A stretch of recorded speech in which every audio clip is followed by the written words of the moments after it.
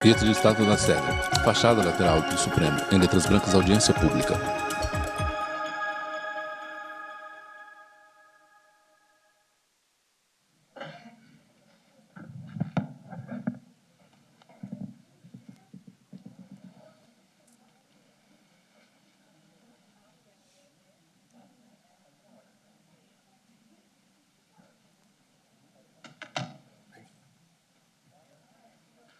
Senhoras e senhores, bom dia.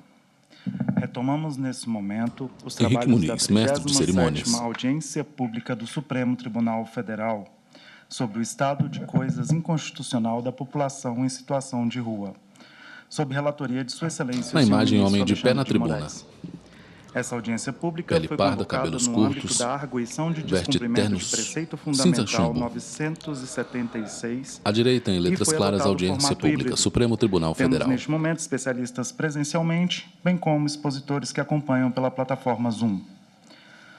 Todos os interessados Audiência podem pública, ainda população em situação acompanhá-la de ao rua no vivo Brasil. pela TV Justiça, pela Rádio Justiça e pelo canal oficial do Supremo Tribunal Federal no YouTube. As audiências públicas organizadas pelo Supremo Tribunal Federal seguem algumas formalidades. Assim, em respeito às tradições desta Casa e aos argumentos plurais defendidos pelos senhores expositores, não são permitidas manifestações durante as exposições. Faz-se necessário que os expositores atentem para a limitação do tempo oferecido conforme o cronograma. O cronômetro será acionado ao início de cada fala para auxiliar os expositores. Tem a palavra o relator da arguição de descumprimento de preceito fundamental 976, Sua Excelência, o senhor ministro Alexandre de Moraes. Bom dia a todos. Eu cumprimento todos os presentes, cumprimento o doutor Eduardo Curtis Lorenzoni, subprocurador-geral da República, representando aqui todo o Ministério Público. Agradeço a presença de Sua Excelência, cumprimento todos os servidores, a pessoa do secretário da primeira turma, Luiz Gustavo Alexandre Silva de Moraes, Almeida, ministro do STF. todos os expositores. Vamos dar sequência. Na imagem, o à excelentíssimo nossa, ministro audiência está ao pública, centro da tela. para auxiliar Ao fundo, na parede instrução branca com bandeira do da Brasil DPF hasteada. 976 sobre a questão da situação O ministro veste um da terno preto, população em camisa situação clara, de rua. gravata Assim vermelha. como fizemos Usa uma ontem, toga cada preta sobre os expositor ombros. terá Está direito a sentado 5 numa poltrona minutos, vermelha, para característica da segunda turma colocar do suas Supremo ideias. Tribunal O Federal. tempo foi estipulado, ontem eu acabei nem dizendo isso. Audiência O tempo foi pública para estipulado contribuição para e permitir que todos esclarecimentos os a inscritos respeito pudessem falar. da conjuntura Inicialmente, das nós pessoas em situação de rua no tínhamos previsto 10 Brasil. minutos para A cada DPF mas aí nós 976, teríamos que audiência pública, população em escolher, situação de rua. entre os 63 inscritos, nós teríamos que escolher 31 inscritos. Me parece que não seria justo deixar aqueles que querem participar de fora. Então, eu peço que todos sejam mais concisos para que todos possam participar. Eventualmente, depois tragam por escrito, como ontem mesmo vários disseram, vão juntar requerimentos, são relatórios, vão juntar sugestões. A partir de hoje, nós estaremos abrindo um prazo de 15 dias para todos aqueles que quiserem juntar sugestões, juntar relatórios, juntar dossiês, juntar documentos, para que nós possamos, da maneira mais ampla possível, identificar os problemas dentro daqueles 3 planos que eu coloquei ontem, né? O evitar que as pessoas entrem em situação de rua, a população que amplie essa população, a saída, como sair, né? Habitação, educação, formação, e durante o momento que a pessoa está, a população em situação de rua, como garantir a sua dignidade, como garantir os seus direitos, como garantir o respeito à pessoa humana. Dito isso, vamos iniciar. Eu passo a palavra inicialmente a Maria Estrela, Filipa de Souza da Silva, do Movimento Nacional de População de Rua da Bahia, que falará virtualmente. Tem a palavra.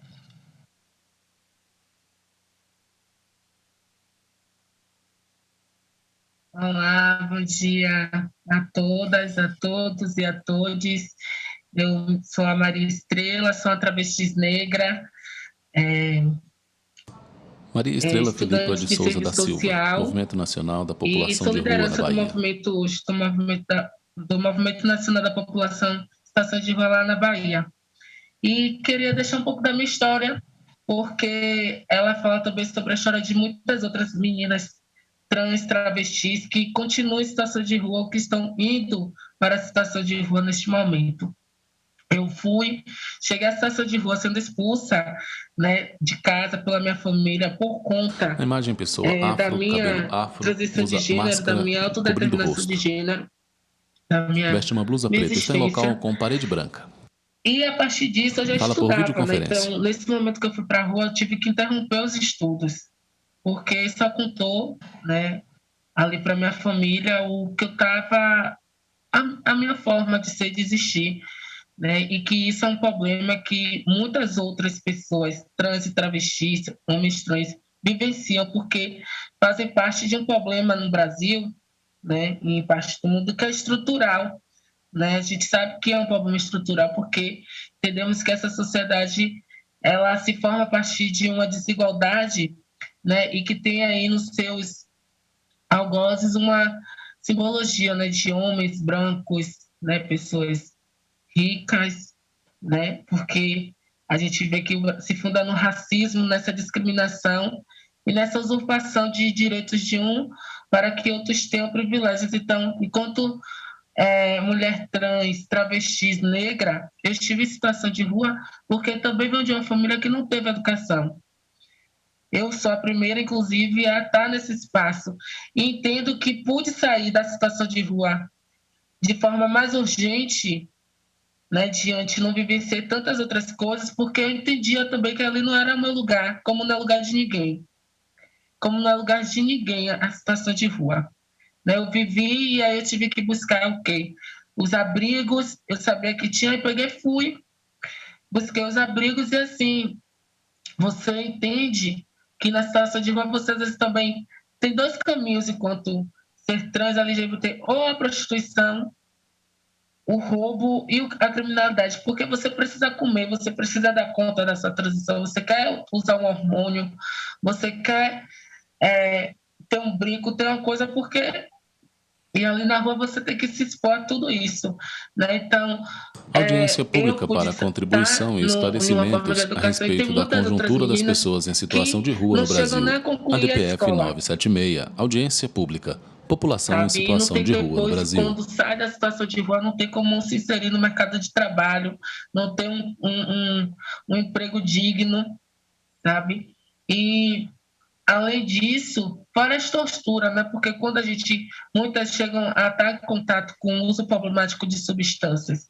E às vezes, o que é encomendado para nós, a gente ir para essas comunidades fechadas, religiosas, e que a gente tem que cortar nosso cabelo, parar de usar hormônio, tipo como tem mesmo aqui na Bahia, Doutor Jesus, do pastor, da deputada Sargento Isidório, que tem muito disso, sabe? Que muitas meninas, quando eu fui para o abrigo, que eu estava lá com elas, quando eu já estava fora da situação de rua, mas ainda dentro do abrigo, sabe?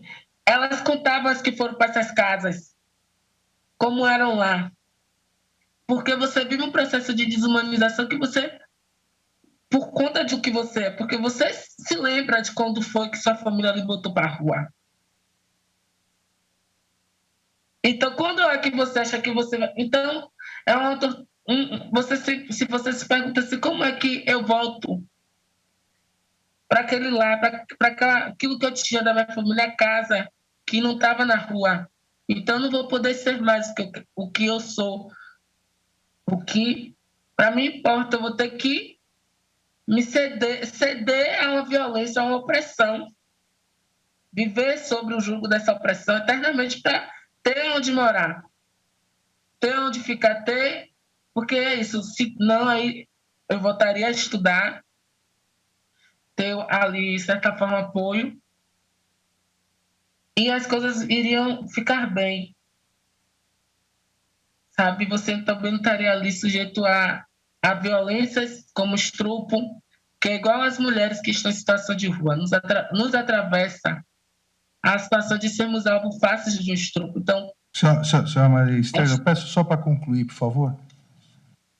Então, precisamos ter um olhar específico para nós que estamos também na situação de rua, que somos LGBTQIA+, sobre casas de acolhimento, né, que seja específica para nós, inclusive, para que a gente entenda o fortalecimento, entenda sobre a nossa história.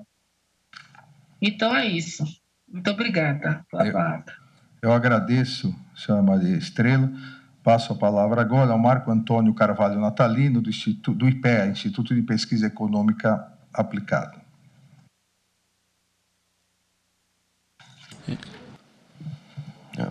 Bom dia a todos e todas, bom dia, ministro. Eu tinha uma apresentação, eu não sei se é possível colocar. Imagem aberta, o plenário da segunda turma do Supremo Tribunal Federal. Poltronas vermelhas.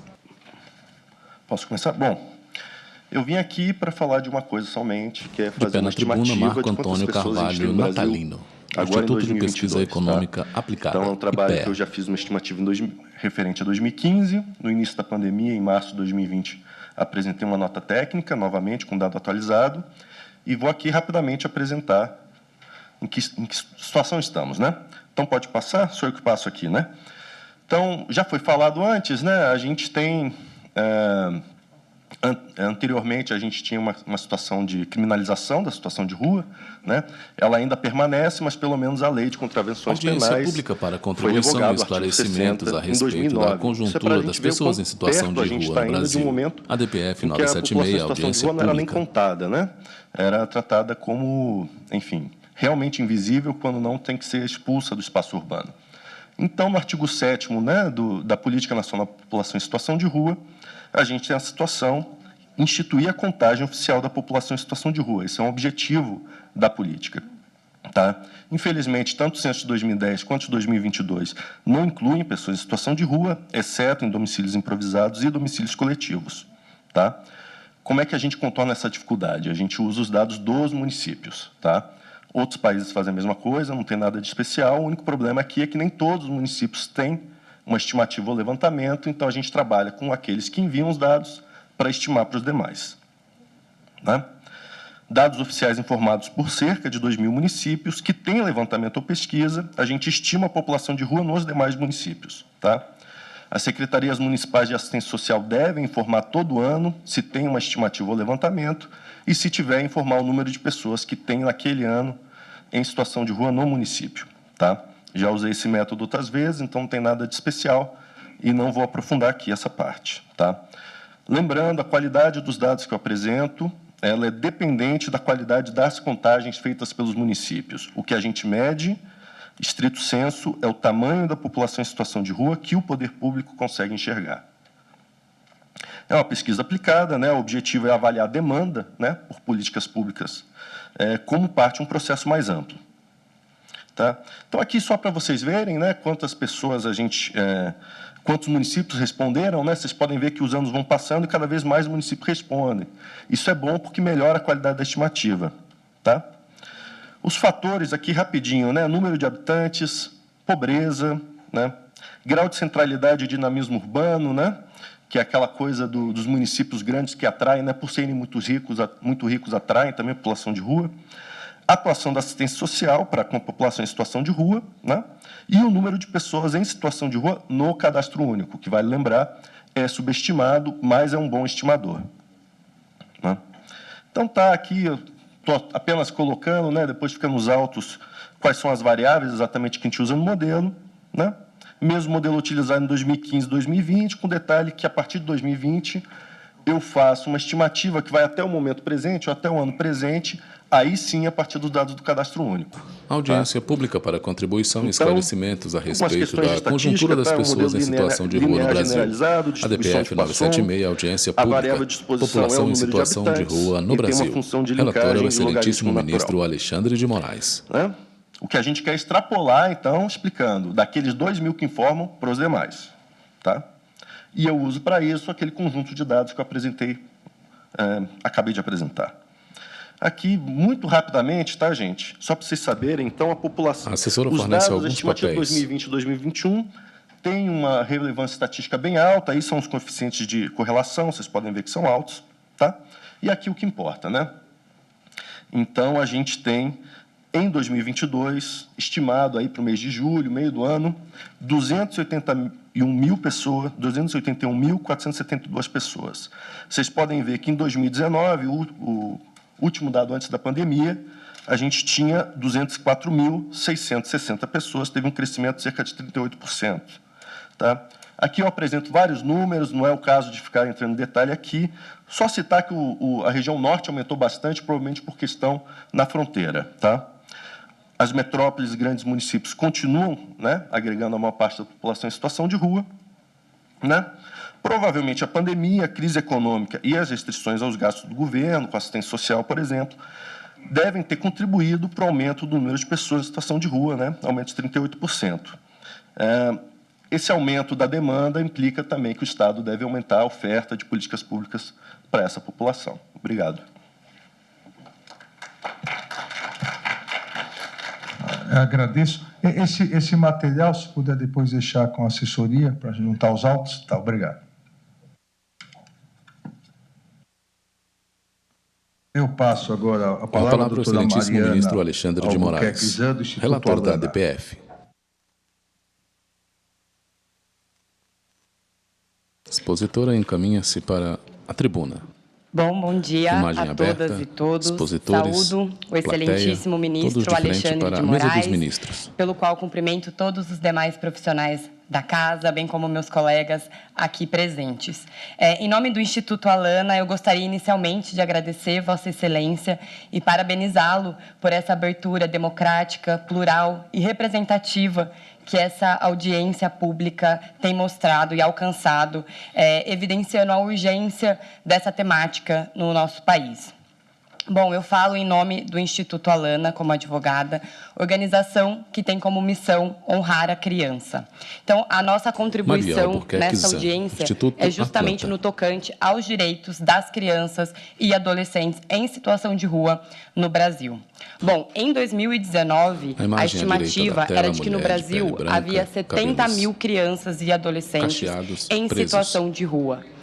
Excelência, evidentemente, se fôssemos trazer todas as crianças e adolescentes em situação de rua para esta audiência pública, elas não caberiam nesta sala em que estão. 976, se fôssemos trazê-las, reuni-las e trazê-las, seria necessário aproximadamente 200 aviões comerciais. Com este número de crianças e adolescentes em situação de rua, o maior estádio de futebol brasileiro, o Maracanã, não seria suficiente para abrigá-las. Eu digo, o maior estádio de futebol do Brasil não caberiam todas as crianças e adolescentes em situação de rua no Brasil. E aqui eu quero lembrar que nós entendemos por crianças e adolescentes em situação de rua, conforme o que dispõe as resoluções do CONANDA e do Conselho Nacional de Assistência Social. Significa que crianças e adolescentes em situação de rua são crianças que estão nas ruas, tendo a rua como referência, não necessariamente morando nas ruas. São crianças que passam longos períodos, que têm a rua como referência e que podem estar nela de forma intermitentemente. Quero lembrar também que essa realidade de crianças e adolescentes em situação de rua no Brasil é uma afronta ao que estabelece o artigo 227 da Constituição Federal e o artigo 4º do Estatuto da Criança e do Adolescente, que estabelecem a absoluta prioridade de crianças e adolescentes nas políticas públicas, no orçamento e também na garantia de direitos. Porém, Excelência, como nós podemos garantir a prioridade absoluta de crianças e adolescentes em situação de rua se nós não sabemos nem ao menos quem e quantas são? E quando a gente fala que a gente não sabe quem e quantas são, a gente não pode ignorar que a gente sabe a cara e a cor dessas crianças. Porque a situação de rua no Brasil, de crianças e adolescentes, antes de tudo, marcadamente racista e classista. Como nós vamos pensar em elaborar políticas públicas se nós não sabemos quem são essas crianças? É inadmissível que em 2022, 32 anos após a promulgação do Estatuto da Criança e do Adolescente, que foi motivado justamente pela situação de meninos e meninas de rua dos anos 80 e 90, a gente ainda conviva com uma situação tão perversa, tão cruel e que marca a infância de inúmeras crianças brasileiras.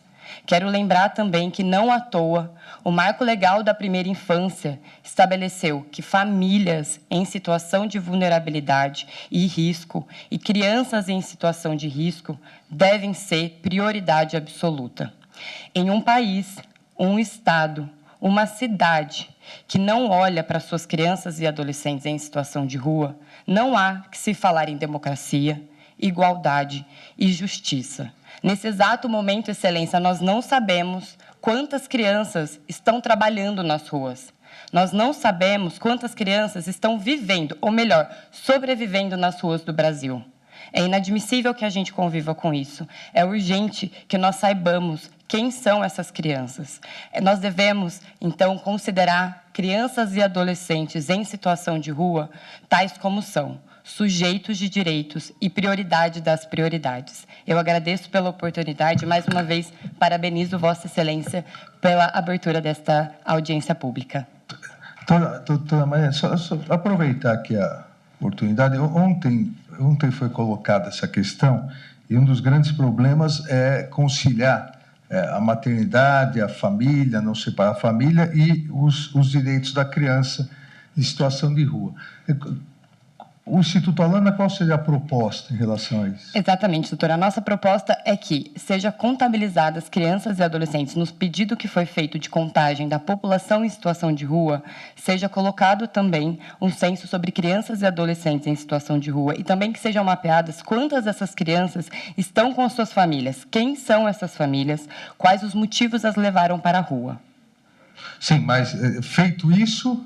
Para que a gente possa, então, elaborar políticas públicas para essas crianças e essas famílias. Não temos, Excelência, não temos a nível nacional, a níveis estaduais e municipais, políticas públicas para crianças e adolescentes e suas famílias. Okay. Agradeço, doutora Maria. Agora eu passo a palavra ao doutor Matheus Rios Silva Santos, do Centro de Referência em Direitos Humanos Marcos Dionísio. Virtualmente, se ele participar. Bom dia a todos, todas, todes. Sou Matheus Rios, psicólogo.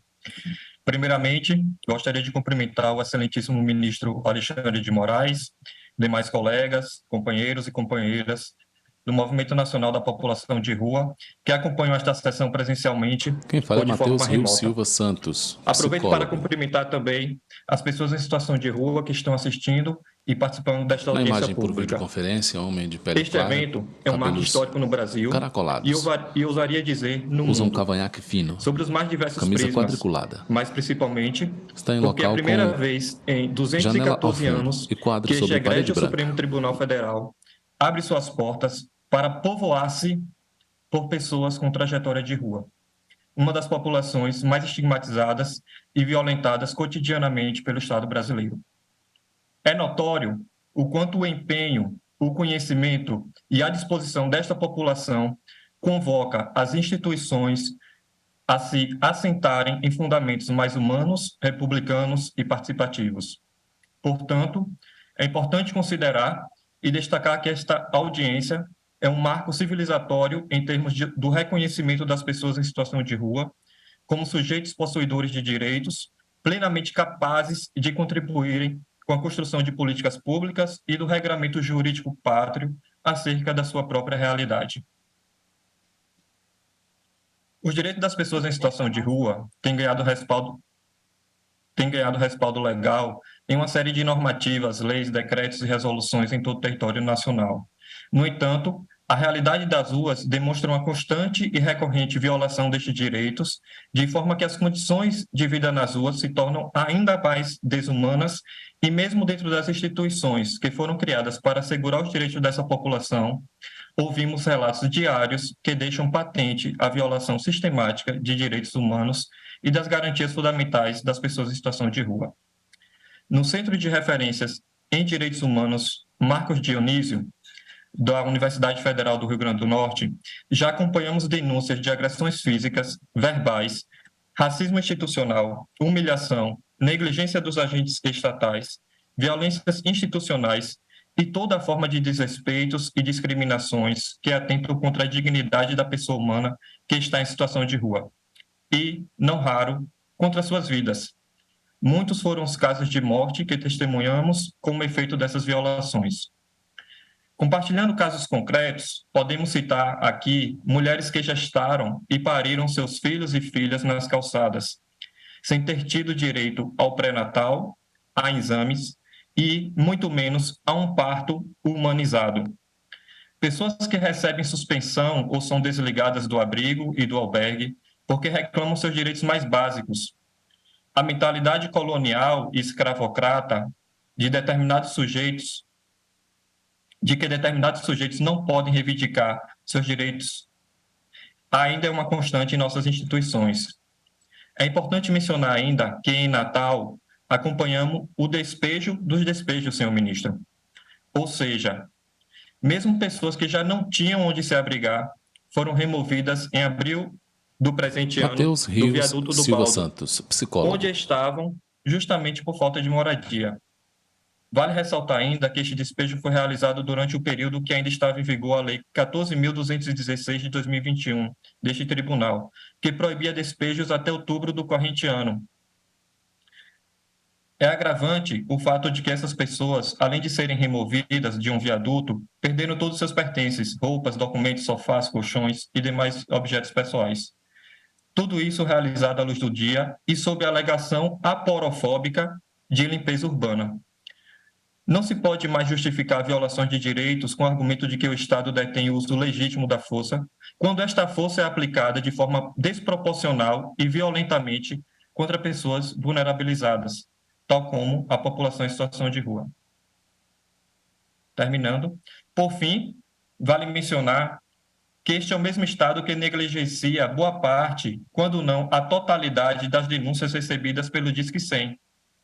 Mesmo quando as pessoas em situação de rua procuram ser ouvidas e acreditam que pode ter suas violações de direitos reparadas, os agentes estatais insistem em violar a lei, a negar o atendimento, como é o caso dos agentes da SAMU, que, quando percebem que é uma pessoa em situação de rua, negam o atendimento, mesmo indo ao local, a tratar com grosseria e falta de urbanidade que deveriam revestir o exercício da função pública. Diante do que foi apresentado, somado a todos os outros exemplos e fala que nos antecederam, solicitamos que os excelentíssimos ministros e excelentíssimas ministras declarem a existência de um estado de coisas inconstitucionais concernentes às condições desumanas de vida das pessoas em situação de rua no Brasil. Eu agradeço ao doutor Matheus Santos. Eu chamo agora, em conjunto, os professores, o professor André Luiz Freitas Dias e a professora Maria Fernanda Repolês, ao centro da ambos imagem, do Observatório Brasileiro de Políticas Públicas com a população em situação Sua Excelência, de rua o ministro da Alexandre de Moraes. Universidade Federal de Minas Gerais. Chamei em conjunto a pedido de ambos.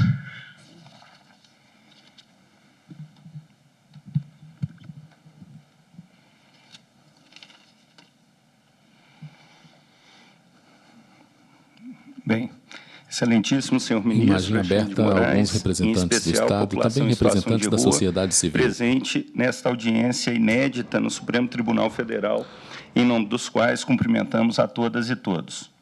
Atentos à máxima eficácia dos direitos fundamentais da população em situação de rua no Brasil, o Observatório Brasileiro de Políticas Públicas com a população em situação de rua, do Polos da UFMG, tem realizado inúmeras pesquisas sobre temas diversos. Aqui, hoje, nos concentraremos em falar da aplicação do CAD único, principal porta de acesso das populações vulnerabilizadas a programas e benefícios sociais como Bolsa Família, o BPC e outros. Nossas pesquisas encontraram duas graves questões sobre o CAD único com a população em situação de rua. Primeiro, a subnotificação de pessoas nessas bases de dados. Estamos falando daquelas que estão excluídas do cadastro e, portanto, impossibilitadas de acessar os programas e benefícios sociais, situação agravada durante a pandemia da Covid-19. E, segundo, a desatualização dos registros já incluídos na base de dados e que também coloca em risco a manutenção do acesso aos programas e benefícios sociais para um grupo populacional historicamente vulnerabilizado e majoritariamente negro, já que 7 em cada 10 pessoas em situação de rua no Brasil são negras. Tratando da subnotificação, de acordo com dados produzidos pelo IPEA e levantamento feito pelo nosso observatório em 2021, em um momento crítico, senhor ministro, da pandemia da Covid-19, esse quadro foi agravado, sendo que, na média nacional, 47% da população em situação de rua, quase metade, estava fora da base de dados. Entre o período de 2012 e 2022, constatamos no observatório que a política de cadastramento nessa base de dados ela vinha se firmando. Contudo, a cada ano aumentava o número de municípios que registravam pelo menos uma pessoa em situação de rua no CadÚnico. Porém, esse avanço na política mudou entre 2020 e 2021, no auge da pandemia. Em 2020, 61,67% dos municípios brasileiros registraram pelo menos uma pessoa em situação de rua no CadÚnico. Já em 2021, dos 5.570 municípios, somente 36,89% realizaram registros de pessoas em situação de rua, mesmo que seja visível o aumento das pessoas nas ruas da cidade em todo o Brasil, como já relatado nessa audiência. Bom, destacamos uma gravíssima situação. 93% das pessoas em situação de rua no Brasil encontram-se em condições de extrema pobreza e pobreza e não estão acessando programas e benefícios sociais, comprovando-se objetivamente a omissão estrutural que gera a violação dos preceitos fundamentais da Constituição, sobretudo o da dignidade humana. Nossos estudos ainda ressaltam que as altas taxas de desatualização do CadÚnico, que acarretam dificuldades no acesso aos programas e benefícios sociais. Por exemplo, a capital paulista apresenta um dos piores índices de atualização de cadastros entre as capitais brasileiras. Segundo dados oficiais e públicos do Ministério da Cidadania, a taxa de atualização cadastral de São Paulo é de 57,39%, enquanto a média nacional é de 76,24%.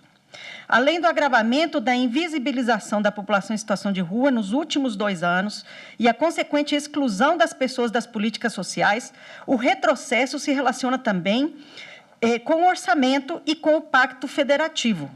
Voltando ao exemplo de São Paulo, de acordo com o Ministério da Cidadania, caso a Prefeitura gerisse bem a base de dados do município, teriam sido repassados pelo governo federal aproximadamente 32,5 milhões de reais por ano, somente para a administração do próprio cadastro.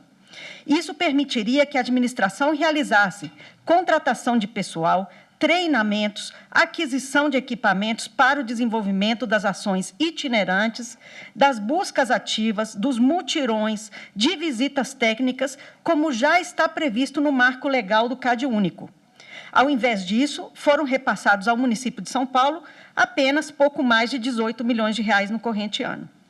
Os problemas no registro e na atualização dos cadastros de pessoas em situação de rua, além dos prejuízos nos repasses do orçamento, impedem que cada um dos entes federativos cumpra a sua missão constitucional, provocando um desequilíbrio federativo. O Supremo Tribunal Federal já consagrou em sua jurisprudência a vedação do retrocesso de direitos sociais. Sendo assim, tais problemas, na aplicação do CadÚnico, comprovam objetivamente o estado de coisas inconstitucional da situação de rua no país. Muito obrigada. Agradeço aos professores André e Maria Fernanda. Alexandre de Moraes, ministro do STF, relator da DPF. Da Faculdade de Direito da Fundação Getúlio Vargas, que falará virtualmente. Bom dia. Excelentíssimo senhor ministro Alexandre de Moraes, em nome de quem cumprimento todas as pessoas presentes, especialmente aquelas com trajetória de rua que hoje estão aqui nesse momento histórico. Luciana Maria Ribas, FGV. E formalmente represento a FGV Direito de São Paulo, instituição de ensino superior, comprometida com a formação cidadã e humanitária de seus estudantes por meio do seu programa de extensão e clínicas jurídicas. Falo também como pesquisadora que acompanha há mais de uma década a história de lutas de muitas das pessoas para sobreviver nas ruas e que sofrem diariamente com a violência estatal. Na minha trajetória de pesquisa e ensino, defendi meu doutorado em Direitos Humanos pela USP sobre o tema de zeladoria urbana que eu vou falar nesse momento. É difícil de falar de um tema tão complexo em tão pouco tempo, mais complicado ainda explicar a distopia que consiste esse serviço, pois o grau de truculência promovido pela administração pública na gestão do espaço urbano é tão grave que fica difícil acreditar que essas ações são promovidas dentro do que nós chamamos de Estado de Direito. Estado de Direito que é fictício para as pessoas que estão nas ruas, pois a elas é negado tudo, inclusive o direito de ter seus pertences e a integridade física respeitados. O serviço de zeladoria não deveria ser uma violência, pois ele tem como função a manutenção e a organização do espaço urbano. Ocorre que, no momento da sua execução, a ação administrativa, pelo seu histórico de tratamento desumano em relação aos mais vulneráveis, acaba por recolher pertences de pessoas que estão em situação de rua e que fazem do espaço público seu local de sobrevivência. Os conflitos gerados por esse serviço são inúmeros, como já relatado nas falas anteriores à minha. Saliento que eu não sou contrária ao serviço de zeladoria como serviço de limpeza, mas sim em relação à forma como ele é executado, caracterizando o desvio de função, pois, sob a perspectiva das pessoas em situação de rua, viola o direito à integridade física, mental e de propriedade. Sob a perspectiva da administração pública, é um serviço oneroso aos cofres públicos, não produz resultados eficientes e é executado de forma desarticulada com outros serviços como de saúde e assistência social. E, sob a perspectiva das empresas contratadas, coloca a empresa em uma situação de violadora de direitos e desvio de função, pois as pessoas acabam tendo que lidar com as pessoas em situação de rua, gerando insegurança aos funcionários que não foram treinados para tal procedimento, exigindo que seja, inclusive, executado com apoio de escolta pelo Serviço de Segurança Pública. Isso mesmo que eu mencionei, é um serviço que exige escolta pública, de segurança pública para ser executado. Poderei enviar, no prazo assinalado pelo ministro, em detalhes algumas das propostas que, inclusive, apresentei na minha tese e que resumo brevemente nessa exposição. Primeiro, investimento prioritário em programas de moradia, em cumprimento ao Estatuto das Cidades. Depois, investimento público para que a cidade se torne mais humana para todas as pessoas, seja por meio da construção de banheiros públicos, lavanderias sociais, bebedouros públicos, abertura de bagageiros para que as pessoas tenham um local para guardar os seus pertences e a vedação de qualquer arquitetura hostil. Obrigação para que a administração pública reveja as cláusulas contratuais dos serviços de limpeza para que não haja desvio de função nem abordagem violenta em relação às pessoas em situação de rua. Promoção de cursos mistos sobre mediação de conflitos e comunicação não violenta para funcionários que prestem qualquer serviço público, inclusive os de limpeza e segurança urbana, priorizando contratação de pessoas com trajetória de rua na elaboração desses treinamentos e reconhecendo o seu protagonismo e humanidade. Promoção de campanhas públicas pelo Judiciário, em observância à Resolução 425 do CNJ de Direitos Humanos para conscientização e sensibilização da sociedade civil, que ainda carrega muitos estigmas e preconceitos em relação às pessoas em situação de rua. Na pauta DPF 976, audiência pública, população em situação de rua no Brasil. A retirada arbitrária de pertences, editando uma súmula vinculante que sirva como fundamento para que ações de indenização contra o poder público quando esse continuar violando o direito à integridade física e material das pessoas em situação de rua, reconhecendo a responsabilização objetiva do Estado que agir em desacordo com os limites das ações de zeladoria urbana.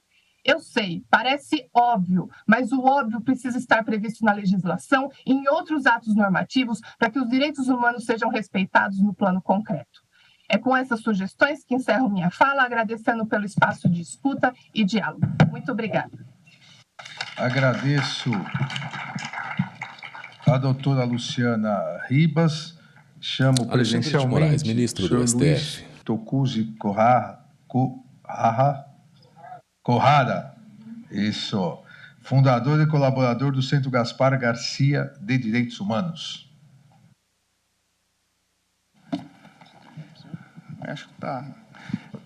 Primeiro de tudo, bom dia a todos e a todas, população em situação de rua e todos que lutam pela dignidade da população em situação de rua. Eu queria cumprimentar o ministro Alexandre de Moraes pela firme defesa pela democracia no processo eleitoral.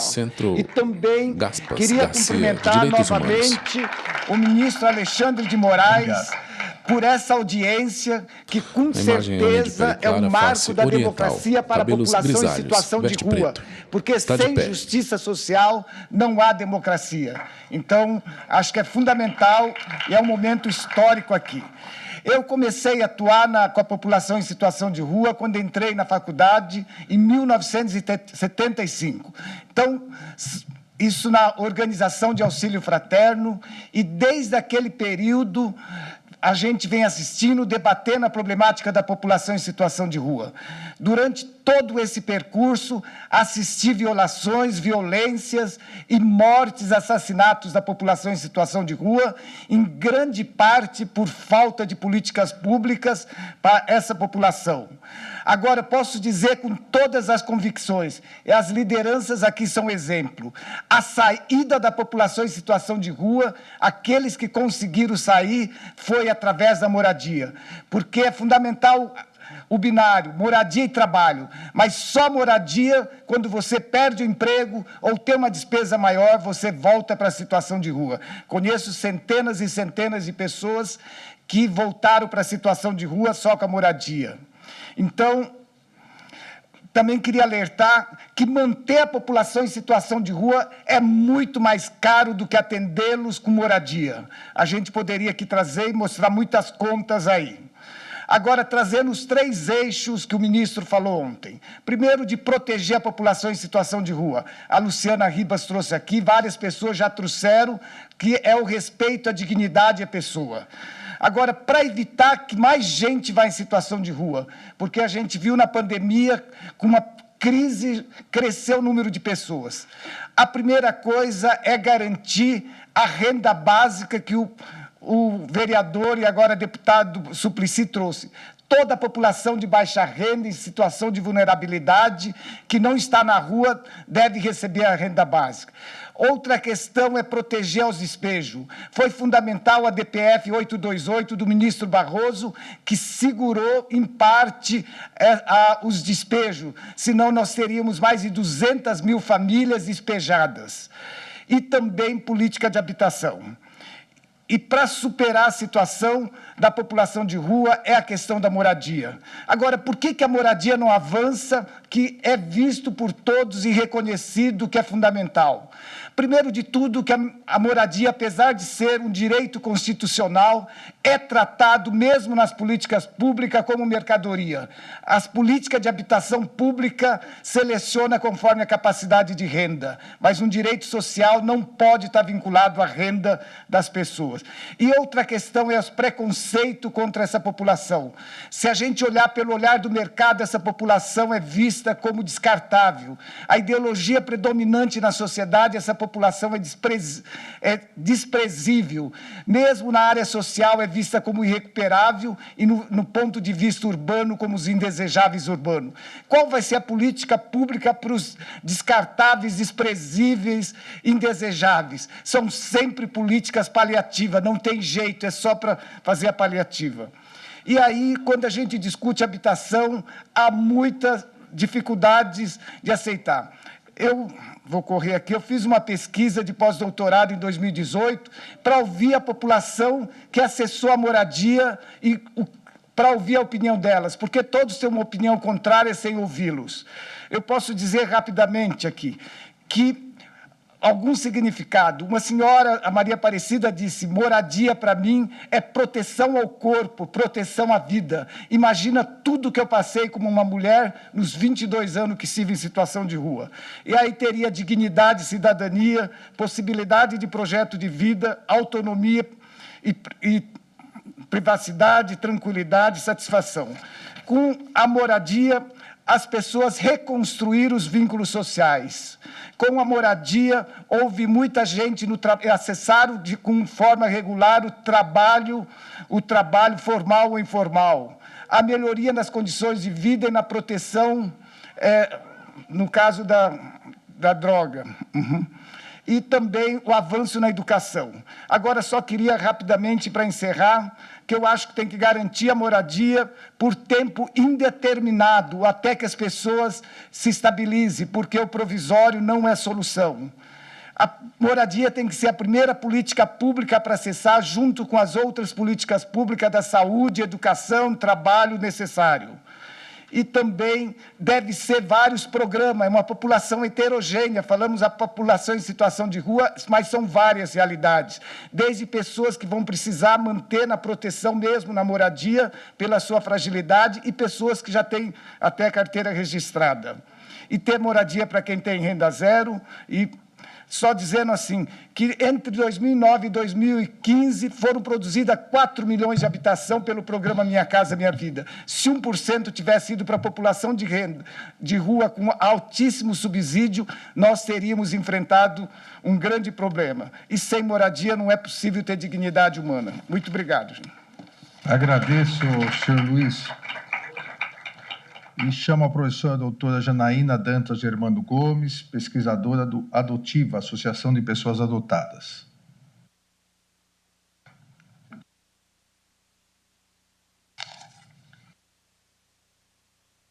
Em imagem aberta, a expositora se encaminha para o Tribuna do Supremo Tribunal Federal, segunda turma. Na pauta, ADPF 976, audiência pública. Bom dia a todas e todos, excelentíssimo senhor ministro Alexandre de Moraes, caros amigos da atuação com a temática, prezadas pessoas em situação de rua aqui presentes. Meu nome é Janaína Gomes, eu sou doutora em Direitos Humanos pela Universidade de São Paulo e me dedico ao tema da atuação judiciária nos casos de destituição do poder familiar de mulheres em vulnerabilidade. Mulher de pele clara, e eu gostaria de começar pela história da Daphne. Ombros, usa a Daphne é uma das muitas mulheres em situação de rua do nosso país. Ela vive entre a rua, residências precárias, vive de bicos, trabalhos informais. Quando gestante, ela passa a morar em um centro de acolhida. Realiza parcialmente tratamento para sífilis, o pré-natal e para o seu uso de drogas. Quando nasce sua filha, ela passa a amamentar a criança e cuida dela bem.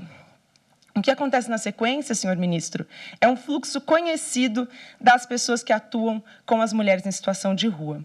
O caso é encaminhado já no dia do parto a uma das varas da infância e juventude. Neste caso, São Paulo, mas poderia ser Belo Horizonte, Rio de Janeiro, Porto Alegre, Florianópolis. Afirma-se que a criança nasceu saudável e passa bem, mas fica sob observação, que Daphne fugia do serviço, que é usuária de substâncias, mesmo sem nenhum laudo toxicológico nos processos, e encontra-se em situação de rua. Em 4 dias, chega a decisão de separação liminar do convívio e, antes da conclusão do processo, que ocorreu em 5 meses, o bebê já tinha sido adotado por uma nova família. Nesse processo, Daphne buscou a defensoria, que juntou laudos, buscou tratamento, levou testemunhas que não oferecia risco à criança, pediu pelo seu direito de amamentar a sua filha, que foi indeferido. Daphne nunca mais viu e nem verá a sua filha. E este não é um caso isolado. Estamos tratando, senhor ministro, de violações transgeracionais a direito que se equiparam ao desaparecimento forçado de pessoas. Eu juntarei nessa oportunidade os relatórios da clínica da USP e da UFMG que demonstram as violações que esse caso da Daphne exemplifica. Hoje, pelos dados disponíveis no Sistema Nacional de Adoção, não é possível saber com precisão quantas mulheres como Daphne perderam seus filhos e quantos filhos elas perderam, e pela miséria na qual vivem, mas na qual elas não querem viver. Essas histórias ficam restritas àquelas pessoas e pesquisadoras que, como grupo de requerentes que me apoia para essa breve fala, da PUC São Paulo, da URGS, da USP, têm demonstrado há décadas. No Brasil, a despeito da proibição da destituição por pobreza, ela é agente central dessas separações, muitas vezes sob o nome vago de negligência ou risco em abstrato às crianças e em procedimentos acelerados pelo judiciário, que responsabilizam até mesmo profissionais e atropelam encaminhamentos da saúde, em nome da suposta garantia de direitos às crianças, elas são retiradas de suas famílias. Como perguntaram Sônia Lansky e Márcia Paris em BH, afinal, de quem é esse bebê? A partir desse seu pedido, ministro, eu queria apresentar alguns aqui que me cabem nos segundos que me restam, imagino. Então, o primeiro deles, uma sugestão de uniformização para os tribunais que seja obrigatório disponibilizar todos os acordos de sentenças sobre esses casos. Gomes, a gente não consegue acessar Adotiva. Pelo banco de sentenças e pesquisas quantos são esses casos, quantos casos foram decididos de destituição do poder familiar para que a gente possa rastrear as mulheres em situação de rua. Que nas destituições o Poder Judiciário se assegure, antes da concessão de liminar, o cumprimento da nota técnica 01 de 2016 do Ministério da Saúde, que estabelece um fluxo de atendimento a essas mulheres. mulheres. Isso implica articulação de diferentes serviços, acesso à família de origem, garantia de direitos, e não o mero retorno da mãe à rua. Que seja necessária e não facultada a presença de secretarias como habitação, moradia e saúde nas audiências concentradas, aumentada a precisão do Sistema Nacional de Adoção, para que conste os motivos que levaram as crianças ao acolhimento, não bastando negligência, e que se acompanhe o acesso a direito das famílias que foram destituídas, como as normas internacionais determinam. E que seja criada, excelentíssimo ministro, uma iniciativa dentro do Poder Judiciário para apurar essas denúncias de violações aos direitos das mulheres nessas ações de destituição, para a qual, desde já, nos dispomos a compor. Em 4 dias, não há nenhuma condição do exercício da ampla defesa do contraditório. Lamentavelmente, ministro, a violação dos direitos das mulheres se dá em nome do cuidado com as crianças nos processos.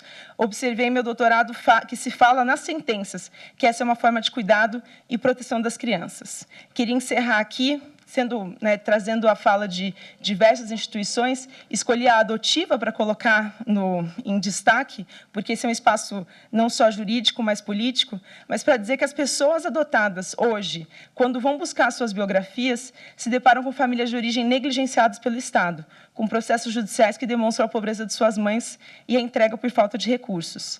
Concluindo, essas famílias, assim como as famílias que se compõem pela via da adoção, não têm interesse na violação dos direitos das suas mães biológicas e famílias de origem, em especial as com trajetória de rua. Elas têm interesse na garantia dos direitos e no cumprimento da Constituição Federal. Obrigada. Agradeço à professora Janaína, chamo a doutora Rosemary Barbosa da Silva, do Centro de Estudos Avançados Multidisciplinares da Universidade de Brasília, que falará por videoconferência. Na pauta, a audiência pública 976. Na figura do excelentíssimo ministro Alexandre de Moraes, quem certamente já conquistou um lugar generoso nos futuros livros de história, não só por combater com coragem e rigor a maior rede de desinformação e ódio do planeta, mas também por abrir as portas desta casa para o Quem fala é a psicóloga Rosemary Barbosa da Silva, da UNB. Saúdo também minhas companheiras e companheiros de caminhada por um mundo mais justo nas figuras A expositora fala por videoconferência em local com prateleira com alguns livros e alguns quadros sobre parede branca. Peço desculpas antecipadas por ter de sintetizar uma questão tão complexa e multidimensional. Nos meus quase 20 anos de trabalho junto à população de rua, tenho testemunhado que uma das questões mais atrozes enfrentadas por essa população é a violência letal. Sim, ministro, estamos falando de extermínio, de mortes matadas e mortes morridas, mas seguramente de mortes evitáveis. Seja por atuação ou inação, é o Estado brasileiro o maior violador do direito à vida de quem está em situação de rua. E essa não é uma história recente. Como bem lembrado em algumas falas nesta audiência, o controle penal da pobreza, o encarceramento e as mortes de pessoas pelo fato de estarem nas ruas é uma das mais visíveis formas de atuação do Estado junto a essa população. O que, no entanto, tem sido ocultado ou apenas lateralmente mencionado é como o racismo estrutural gestou as leis de mendicância e ainda hoje a lei de vadiagem, o hiperencarceramento da população negra empobrecida e os assassinatos extrajudiciais. Parte substancial da violência estatal que vemos hoje é a continuidade das práticas repressivas instituídas para substituir políticas de educação, trabalho, renda e moradia. A população negra está sobre-representada na situação de rua. Em pesquisa divulgada pelo IPEA, 67% das pessoas se declararam pardas ou pretas, uma porcentagem proporcionalmente maior neste segmento do que na população em geral, que era 44,6% na época. O racismo, ministro, é quem oferece a arquitetura e as ferramentas para que a desigualdade se reproduza e que a violência se estabeleça. É o racismo estrutural, institucionalizado, que alimenta as práticas contumazes de alijamento de direitos, que estamos vendo aqui, de não efetivação das garantias constitucionais, do descaso, negligência e violações que, como temos ouvido nesses 2 dias, viceja contra quem tem as ruas como único espaço de moradia. E em nosso país, o racismo tem estabelecido quem vive e quem morre, quem é ou não merecedor de gozar uma vida digna. Por isso, não pode ser ignorado em qualquer discussão que almeje uma sociedade justa e igualitária, como essa que estamos fazendo aqui. Oficialmente, a proibição de assassinatos extrajudiciais é um aspecto central dos direitos humanos. Mas, como infelizmente é de conhecimento público e notório, esta é uma regra que o Brasil viola flagrantemente. Torturas, homicídios, desaparecimentos forçados, que têm como vítimas, na maioria das vezes, pessoas em situação de ruas ou usuárias abusivas, tampouco são novidade no contexto de coisas inconstitucionais. E, sobretudo, contra os corpos negros, que essa letalidade se expressa em toda a sua ferocidade. Se na população geral a chance de uma pessoa negra ser assassinada é 2,6 vezes superior àquela de uma pessoa não negra, na situação de rua atinge a probabilidade atroz de 10 vezes.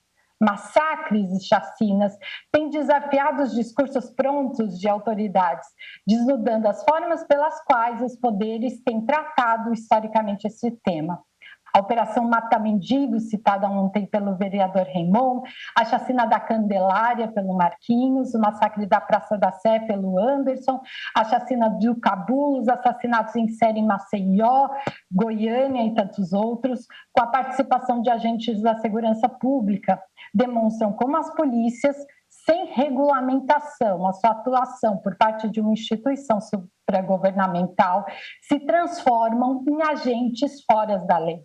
Muitas dessas chacinas e massacres continuam sem um desfecho digno para suas vítimas. Uma outra dívida entre as tantas contraídas pelo Estado brasileiro com suas cidadãs e cidadãos. Mas, se os corpos negros ostentam o testemunho dessa história violenta e injusta, é essa mesma multidão que resiste ativamente, do luto à luta. Foi assim que surgiu, em 2004, o primeiro movimento organizado da população de rua após o ataque que vitimou 15 pessoas no entorno da Praça da Sé, em que 7 morreram. Eu teria muito mais para falar sobre as mortes evitáveis, prematuras, sobre o racismo institucional e o hiperencarceramento com uma sobre-representação da população em situação de rua. Infelizmente, o tempo é curto, mas, excelentíssimo ministro, a democracia em que vivemos em nosso país é uma promessa que ainda não cumpriu os principais objetivos a que se propôs. É um tipo peculiar de democracia que, embora se baseie formalmente em ideias abstratas de igualdade, é sustentada por uma forte assimetria racial que continua a reproduzir violações, violências e morte. Portanto, não há como se enfrentar as dimensões que desembocam na situação de rua sem um compromisso concreto, factível e de longo prazo contra o racismo estrutural e seus impactos na vida de milhões de pessoas. Então, como os bons combates que o senhor tem feito, um bom combate desculpa, é o tempo, para enfrentar a situação de rua, passa pela implantação de uma Comissão Nacional de Verdade que puna os crimes da ditadura, a punição dos crimes de lesa humanidade no contexto da pandemia, pela reforma das polícias e do judiciário, doutora Rosiméria, uma formação não punitivista. Então, obrigada. Obrigado, doutora Rosiméria, agradeço. Eu passo a palavra à doutora Marina Rodrigues, da Clínica de Direitos Humanos Luiz Gama, da Faculdade de Direito da USP. Na pauta ADPF 976, audiência pública, população em situação de rua no Brasil. Na imagem aberta, a expositora de branco se encaminha-se para a tribuna.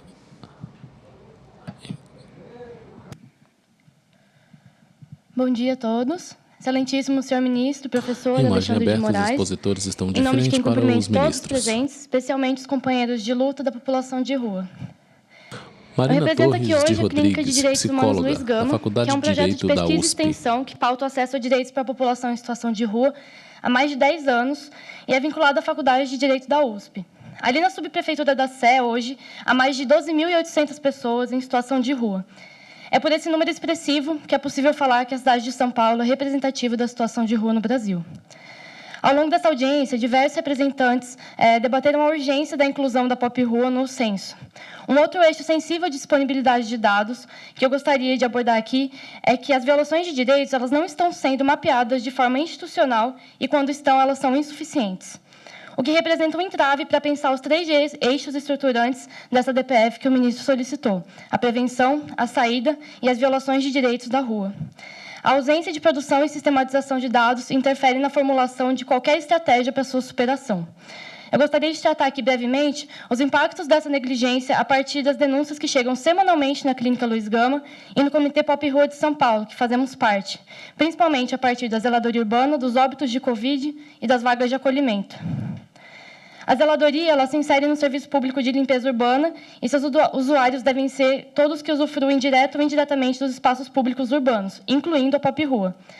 Diante das violações de direitos que ocorrem durante as atividades de zeladoria e que muitos colegas já apresentaram aqui, não existe uma resposta institucional capaz de repensar esse modelo.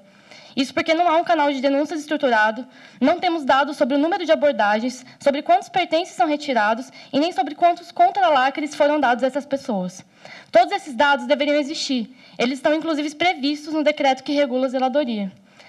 Temos, de um lado, a ausência de um registro formal desse serviço e, de outro, denúncias semanais no Comitê POP Rua e na própria Clínica Luiz Gama, enquanto um grupo de pesquisa. De maneira semelhante, durante a pandemia, o apagão de dados se tornou novamente evidente. Em relação aos óbitos de Covid, houve negligência do poder público em padronizar o preenchimento do campo de logradora do Formulário Nacional de Óbitos e o despreparo dos profissionais de saúde para atender as demandas da rua. Em São Paulo, os dados apresentados pela Secretaria Municipal de Saúde permaneceram desatualizados e subnotificados por muitos meses. Enquanto os dados oficiais não indicavam mais de 38 óbitos até maio de 2021, uma pesquisa independente da Clínica Luiz Gama, em parceria com o Lab Cidade da FAUSP, comprovou que houve, no mínimo, 95 mortes. Ou seja, o índice de subnotificação foi de pelo menos 60%. Ainda hoje não temos acesso às informações atualizadas da Prefeitura, que insiste em trazer dados comprovadamente subnotificados, criando uma falsa ideia de que as políticas implementadas foram suficientes e adequadas. A situação se repete em relação às vagas em centros de acolhida. Em 2020, a Secretaria de Assistência e Desenvolvimento Social, SMADES, chegou a anunciar a existência de 22 mil vagas, omitindo que essa contagem era duplicada e considerava como 2 vagas quando o usuário do serviço permanecia nos períodos diurno e noturno, o que criou mais vagas do que leitos disponíveis. Até hoje não se sabe quais são os equipamentos que contam essas vagas duplicadas. Não há também, de forma transparente, uma distinção do tipo de vaga que está disponível. Quais são acessíveis para mulheres, para famílias, para pessoas LGBT e para pessoas com deficiência, por exemplo. Assim, mesmo que a Prefeitura apresente um aumento do número de vagas, como apresentou aqui, esse número ele não contribui se ele não vai considerar o aumento de pessoas em situação de rua no mesmo período, o tipo de vaga disponível, a distribuição territorial e a qualidade dos equipamentos ofertados. E ainda, como repetidamente trazido aqui nessa audiência, a moradia é uma medida urgente que se impõe como prioridade para a superação da situação de rua. O albergue ele não é moradia e muitas vezes pode ser fonte de violência e desumanização. Apresentar dados frios de aumento de vagas sem pesquisas qualitativas complementares não esclarece o estado de coisas que se encontra a POP Rua. Então, pelo exposto, gostaríamos de recomendar a oficialização de canais e fluxos de denúncia a partir da efetivação de normativas já existentes e não cumpridas da orientação de instâncias jurisdicionadas para elaborar e sistematizar um fluxo de encaminhamento, a inclusão da POP Rua no censo como parte do déficit habitacional e a determinação de transparência e atualização mensal dos dados apresentados pelas prefeituras, bem como da abertura para que a sociedade civil engajada na temática e as instituições especializadas possam contribuir para a realização dessas pesquisas. Por fim, eu queria só destacar o dever de responsabilidade do Judiciário em relação às famílias vítimas de despejo. A campanha do Despejo Zero determinou que, quando não suspensos os despejos, fosse ofertada alternativa emergencial de acolhimento para as famílias despejadas. Mesmo assim, nunca houve uma sistematização de quantas dessas pessoas foram atendidas por outros programas habitacionais, quantas foram para a rua e se a realização do despejo em determinada região permitiria, de acordo com a oferta de vagas disponíveis, que todas as pessoas fossem, de fato, acolhidas. Muito obrigada, ministro. Obrigado.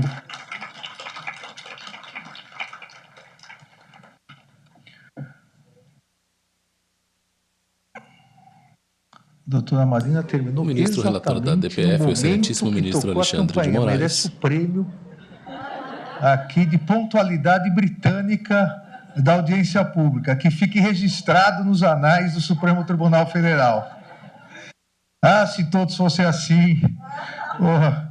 Eu chamo agora a doutora Caroline Soares Brizola, do Observatório Nacional dos Direitos à Água e ao Saneamento, que tem agora o compromisso de bater o recorde anterior.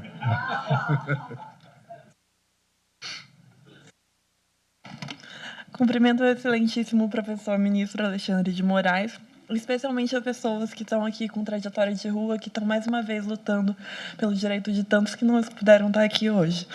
Meu nome é Caroline Brizola, sou advogada da equipe de saneamento da Manesco Sociedade de Advogadas, mas hoje falo aqui pelo Observatório Nacional de Direito à Água e Saneamento, o ONDAS.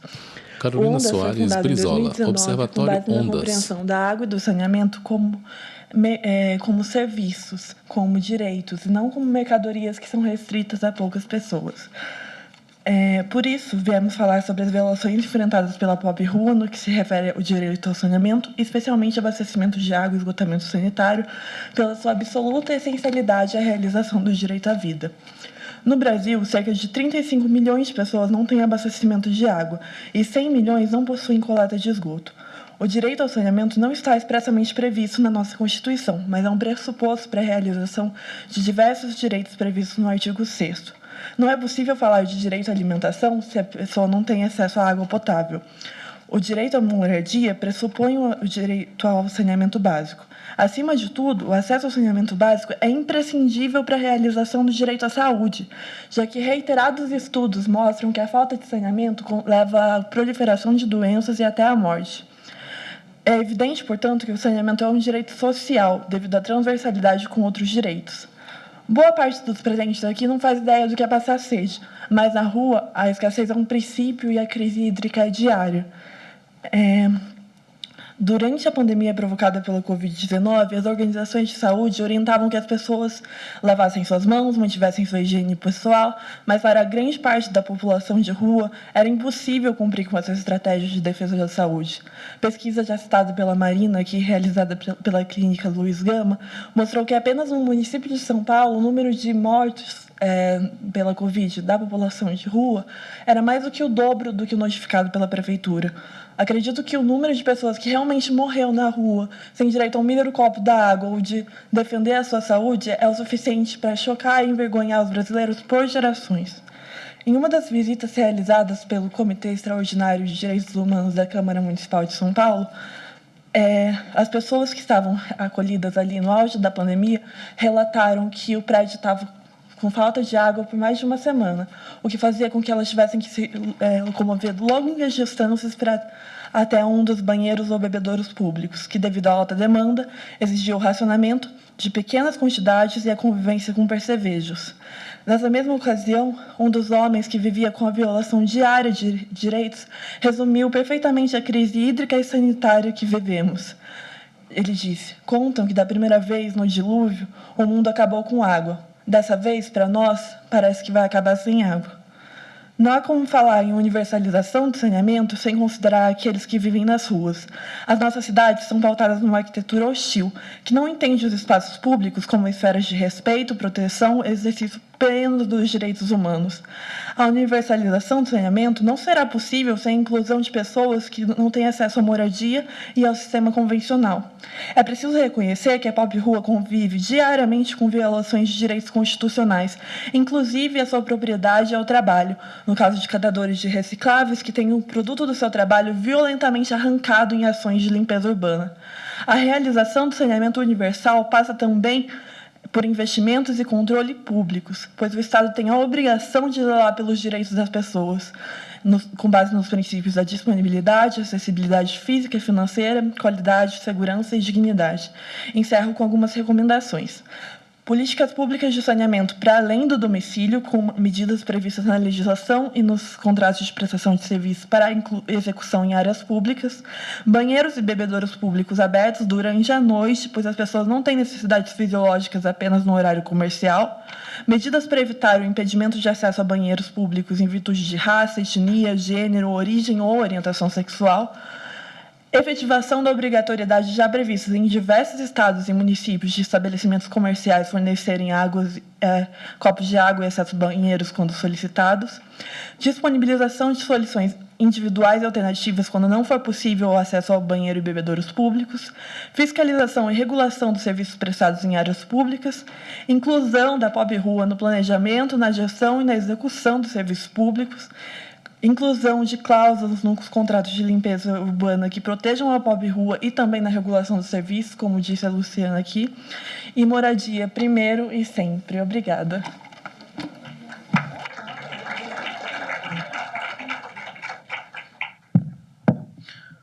Agradeço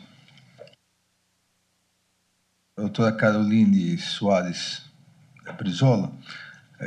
Essa questão do saneamento é importantíssimo. O Supremo Tribunal Federal teve a oportunidade de julgar o marco do saneamento básico na DI 6492 e outras 3, são 4 ações diretas de inconstitucionalidade. São, como disse a professora, são aproximadamente 35 milhões de brasileiros que não têm acesso à água tratada. Mas mais grave do que isso, são aproximadamente 104 milhões de pessoas que não têm acesso a esgoto, ao tratamento de esgoto. Ou seja, metade dos brasileiros não tem acesso a um tratamento de esgoto. E isso não afeta só o direito à saúde, o direito à alimentação, afeta o direito à educação. Ontem, alguns aqui estavam, não todos. Ontem eu dizia, a época que eu fui secretário de transportes em São Paulo, e durante as inundações nós íamos até a periferia ver a situação, as crianças chegando para estudar, chegando da escola, relator da com água até a cintura, sem qualquer condição de continuar no estudo. Então afeta também o direito à educação. É uma das questões mais lamentáveis, essa ausência de saneamento. No geral, e obviamente essa vedação de acesso à água tratada, como colocou a professora, a água tratada aos moradores de rua, as pessoas em situação de rua, isso é gravíssimo mesmo. Mas nós sabemos que no Brasil ainda, isso vale para todos. No Brasil ainda o banheiro público é algo calamitoso, seja pela falta de manutenção, seja pela falta de higiene. É uma questão, indo em outros países, principalmente países europeus, o banheiro público é tratado, o banheiro público é higienizado. Agora, justiça seja feita também, não é culpa só do poder público. Vamos desligar os... Não é culpa só do poder público, é culpa também da falta de educação do povo em geral. No geral, em todos os locais, até em shopping centers a gente vê o banheiro mal usado pela população. A necessidade de uma conscientização também, mas essa questão do saneamento é uma das mais importantes para a saúde pública. Esperemos que agora, com o marco legal do saneamento, realmente haja um avanço no tratamento, seja da água, seja da coleta de esgoto. Eu passo agora a palavra à membro da coordenação colegiada do Fórum Regional de Trabalhadores do SUAS da Baixada Santista, a senhora Aurora Fernandes Rodrigues, que falará virtualmente.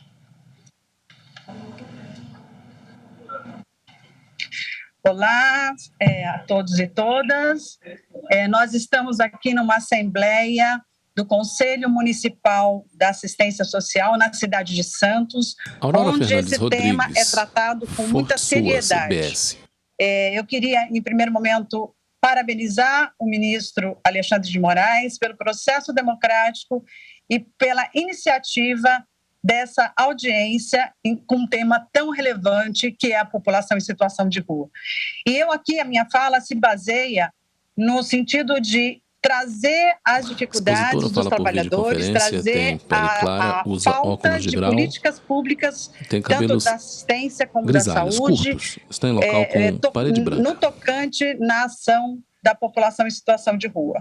Queria também saudar os movimentos presentes desde ontem aqui neste plenário e aqui virtualmente, nesse processo de construção e de luta na defesa da população, das políticas públicas voltadas a essa população. Queria dizer, ministro, que essa situação traz ou aponta, tira da invisibilidade essa população e traz também diversas questões à tona. Acho que a participação e o controle social da população, da sociedade civil, precisa se envolver, precisa estar atenta a essa situação dos moradores, da população em situação de rua. E aqui ao meu lado, eu tenho também um representante usuário que participa do conselho na cadeira de população em situação de rua, que vai dar um alô para vocês no meu tempo. Um bom dia a todos, meu nome é Rogério. Parabenizo a todos por esse trabalho. Ao vosso ministro Alexandre de Moraes, parabéns por nos dar esse espaço, essa honra. Meu nome é Rogério, eu sou PCD Mobilidade Reduzida paraplégico há 28 anos, sou egresso, estou há 4 anos aqui fora, moro em Santos há 3 anos, estou dentro do conselho. Morei na rua durante 2 meses, mesmo estando numa cadeira de rodas, porque abrigos não me aceitaram por faltas de algumas acessibilidades, a qual a gente vê inúmeras leis, inúmeros direitos de acessibilidade, mas que existem no papel, que na autoridade da ação não está acontecendo. Tanto privado quanto público não está acontecendo. É onde eu estou dentro dos conselhos aprendendo e podendo transmitir a minha voz como a voz de muitos que não têm a condição de vir e poder falar. Mas falo sim em nome da população de rua, em nome dos PCDs, na imagem ao centro da tela, expositor de pele negra, cabelo afro, na situação. Agradeço a oportunidade e a todos os movimentos, local com a Aurora por me colocar aqui também, e muito obrigado, vosso ministro, senhor Alexandre. A gente tentou ser muito conciso na nossa fala, e essa a nossa importância de trazer a voz de quem está vivenciando a situação, para que a gente possa, além de pesquisar, de realizar pesquisas, de fazer diversas censos, que são importantes para dar dados para as nossas políticas, mas também ouvir, estar com o ouvido atento a toda essa demanda. Então, mais uma vez, parabenizo pela atividade. Estamos, enquanto trabalhadores, atuando na ponta com essa população, sem recursos, com uma política pública sem orçamento, e sem orçamento não se faz nada, ministro. Sem a política do SUAS, a política do Sistema Único de Assistência Social, está zerada de repasse financeiro. A política do SUS DPF também na mesma situação. Audiência então, pública, população sim, em situação de trazer rua no essas Brasil. Questões e dizer que a política sozinha não se dá conta. Tem que ser uma ação intersetorial, uma ação com a sociedade civil e com participação do controle através dos conselhos municipais, através das conferências, para que a gente tenha, de fato, uma execução mais efetiva e concreta. Agradeço e um bom dia a todos. Será que é da nossa reunião de amanhã? Eu que agradeço. Obrigado, senhora Aurora Fernandes Rodrigues. Chamo agora o senhor Leonildo José Monteiro Filho, coordenador do Movimento em Rua. Imagem aberta, o expositor encaminha-se para a tribuna do Supremo Tribunal Federal. Segunda turma. Servidor, ajusta o microfone. Bom dia a todos. Eu sou o Leonildo, né? Fui trajetória de rua e que vem cumprimentar o ministro Alexandre de Moraes aí pela essa oportunidade para todos e todas e os movimentos José sociais. Monteiro Filho, eu venho falar aqui, do movimento eu vou trazer um pouco rua. dessa história do Brasil, né? Dessa violação de direitos humanos com a temática população em situação de rua, né? A gente sabe que as violações contra a população de rua já vem no governo Lacerda, né? Quando a rainha Elizabeth, princesa Elizabeth, vem para o Brasil, acontece a primeira Operação Mata Mendigo, né? Ali nos anos 60, antes da ditadura, tinha uma Operação Mata Mendigo no Rio, né, que saía à noite de Cascombe, para recolher a população de rua e jogar no rio Bangu, né? E dali para cá a gente teve vários, né? Tivemos aí a violação, né? A chacina da Candelária, a chacina da Sé, tivemos aí, né, a morte do Índio Galdino, e chegou um ponto, né, ali na Sé que a gente nos olhou, né, falando, olha, gente, precisamos na Sé, no Brasil, precisamos nos organizar, né? Precisamos nos defender, precisamos dizer para a sociedade, precisamos dizer para os parlamentares, precisamos dizer para o executivo, precisamos dizer para o sistema de justiça que a gente não só quer viver.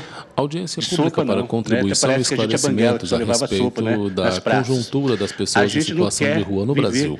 A DPF 976, audiência pública, população em situação de rua no Brasil. Todo tipo de violência. Relator é o excelentíssimo ministro Alexandre de Moraes. À noite é um ódio, né? As pessoas para dormir na Marquise têm que dormir em 5, 6 ou com um cachorro, com um animal, né, para cuidar da vida deles, porque lá joga até soda, né? E aí começa essa organização da rua, né? Essa história de vir para Brasília 2005, onde que é colhido com o presidente Lula, a construção desse movimento nacional da população de rua, né? Em 2004, a construção de uma política nacional onde que a rua sai, né, das praças, das marquises. Diz que o preconceito fala que a gente só vive nas praças bebendo, usando, fumando, né? Quer dizer que a gente está pagando o imposto mais caro desse país, se isso fosse verdade, né? Então, a gente teria direito muito mais do que os domiciliados. E aí, nessa construção, junto com a sociedade civil, sai esse decreto 7.053, né? Numa política, avançamos nos conselhos, né, da assistência, Conselho de Saúde e Conselho de Direitos Humanos, né? Conselho de Direitos Humanos que eu fiquei 6 anos, ministro, onde o senhor me entregou, né, o prêmio de Direitos Humanos quando o senhor era ministro da Justiça, né, nessa luta, representando esse movimento nacional da população de rua, né? E nessa construção dessa política, a gente construiu uma política, né, dentro da assistência, né, jogando tudo o peso dentro da assistência, porque a gente não conhecia, a gente só queria melhorar a comida, né, que hoje no Brasil, praticamente, não sei, nas cidades pequenas, mas nas capitais ainda você tem uma comida de qualidade, onde que Belo Horizonte almoça e janta dentro do restaurante popular, né, e esse tipo de coisa que a gente quer para a população em situação de rua no Brasil. E aí, depois de 10 anos dessa política, o CEAMP Rua, criado o CEAMP Rua, a participação desse movimento, né, dos movimentos sociais, e aí, gosto de registrar também, né, o movimento Menino e Menina de Rua, que tem feito um ótimo trabalho com a criança e adolescente aqui no Brasil. E a gente vê que, depois de 10 anos da política que a gente construiu, a gente estava mantendo a população na rua, né? O recurso a gente conseguiu ampliar, né, para a área da assistência, né, na gestão PT, né? E aí a gente conseguiu ampliar os recursos, criar os centros pop, mas a gente viu que os espaços estavam se tornando um semiaberto, né? O centro pop hoje tem guarda municipal, né, e tem segurança privada, né? Te prende de manhã, solta de tarde você vai para um albergue e, quando menos você vê, né, você está solto, você entra nesse espaço e está solto no outro dia, né? E não tem nenhuma proposta política. Mas, como tem 1 minuto, vamos lá, então. O Em Rua, né, hoje, ministro, a gente trabalha com a moradia primeiro, né, o House First. Como o Estado, como os municípios, né, e como ninguém apresentou algum projeto de moradia, o Movimento Nacional da População de Rua, né, acaba, junto com seus parceiros, apoiador, constrói, né, uma proposta, um projeto piloto hoje dentro de Curitiba para retirar, para acolher a população em situação de rua. Não é um projeto barato, né, que hoje com R$1.000 a gente aluga uma casa, um apartamento em Curitiba, ainda pagamos a luz e a água e a gente tira as pessoas direto da rua, direto para casa, e não é aquele trampolim da assistência que você tem que ir para o albergue, do albergue para a República, para você ir para outro espaço. Então, veio reforçar aqui, né, que a gente precisa desse projeto, que vira um programa, mas que a população de rua, de fato, precisa de moradia mesmo, né? Quer resolver o problema da população, ministro? Nos ajuda a garantir moradia para toda a população em situação de rua, que no cadastro 12.300 e pouco, né? Então, o que o movimento em rua quer é moradia para todas e todos que estão em situação de rua. Obrigado. Agradeço, Leonildo, e chamo agora a senhora Arícia Fernandes Correia, pesquisadora do Núcleo de Estudos, Pesquisas e Extensão, Direito da Faculdade de Direito, da UNB, da UERJ. Alguém trocou a senhora de faculdade aqui no meu papel.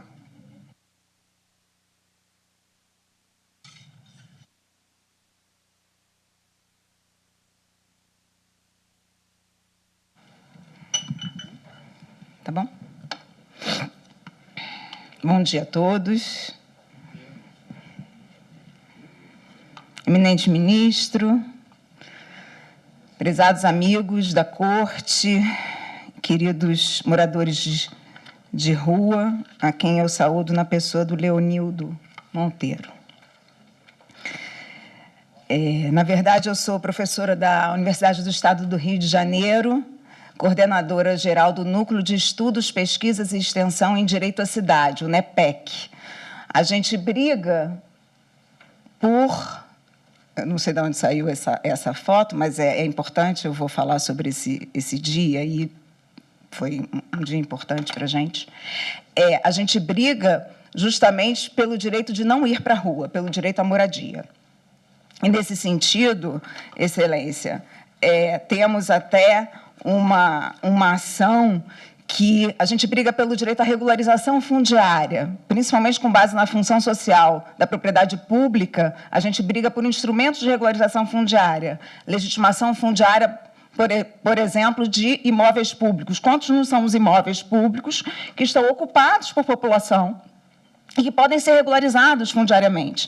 A gente briga para justamente as pessoas não terem aquela insegurança da posse, a insegurança do morar, e poderem, justamente com a titulação, não viver ameaçados de serem expulsos a qualquer momento do seu local de moradia.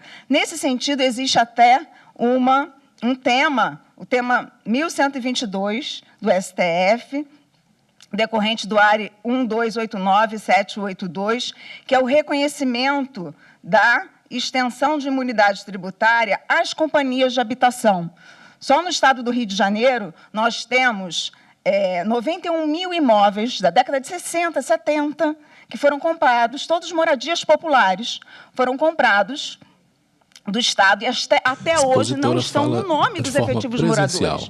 Muitas vezes já há promessas de compra e venda que foram quitados pelos moradores, moradias populares, e que ainda estão no nome do Estado do Rio de Janeiro, ainda estão no nome da Companhia Estadual de Habitação. E, portanto, o IPTU está no nome dessas companhias estaduais de habitação e não foram vendidos, não foram, num sistema de concorrência, não foram vendidos com o objetivo de lucro, estão no nome delas. Por um acaso, eu também sou procuradora do município, não existe nenhum conflito de interesse, já conversei até com o procurador-geral.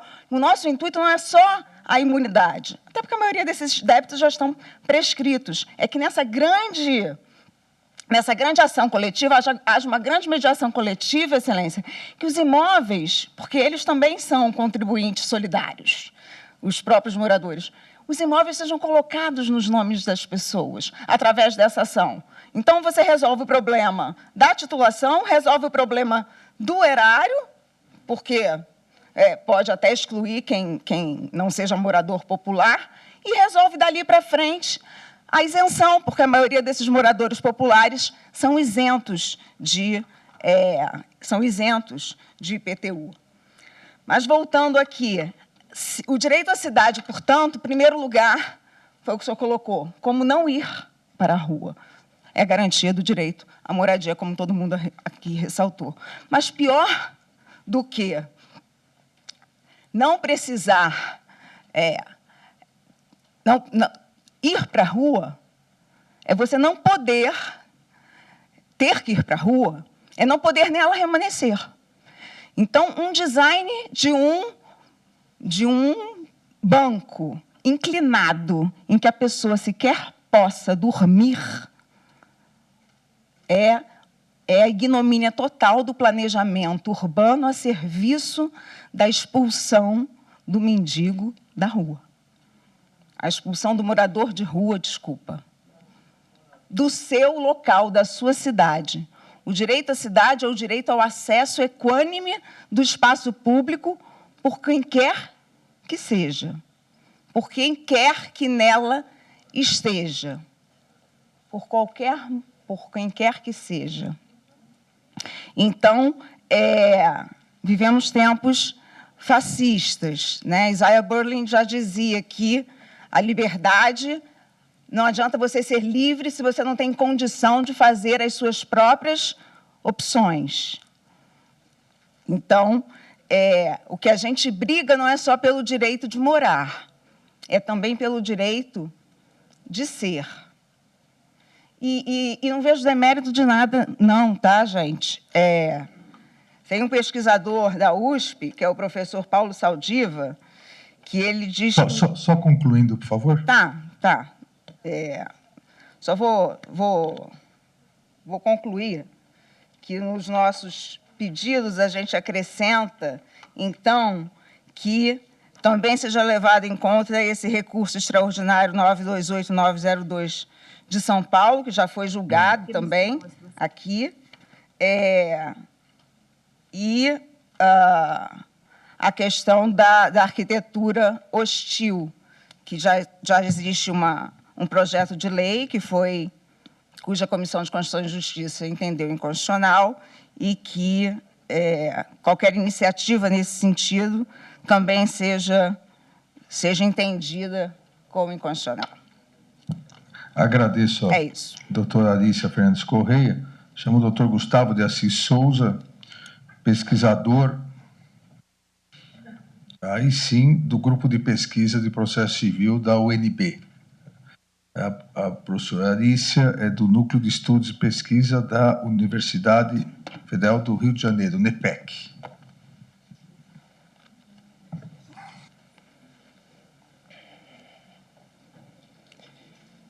Eu cumprimento o excelentíssimo ministro Alexandre de Moraes, as autoridades aqui presentes, especialmente a população em situação de rua, que se faz representada aqui, neste momento histórico, por entidades da sociedade civil e movimentos sociais. Eu sou Gustavo Assis, eu sou mestre em Direito pela UNB, e eu represento aqui o Grupo de Processo Civil, Acesso à Justiça e Tutela de Direitos da UNB. Em minha pesquisa de mestrado, eu investiguei o acesso à justiça para a população em situação de rua e a atuação da Defensoria Pública no marco da pandemia, entre 2020 Gustavo de Assis Souza, pesquisador da UNB. Quando as violações dos direitos da população em situação de rua foram potencializadas. Na imagem à direita da tela, além dessa experiência acadêmica, eu também faço parte do Goiânia Invisível, que é uma entidade da sociedade civil que leva não só doações para a pop rua, mas também contamos as histórias dessas pessoas para humanizar o olhar da sociedade civil.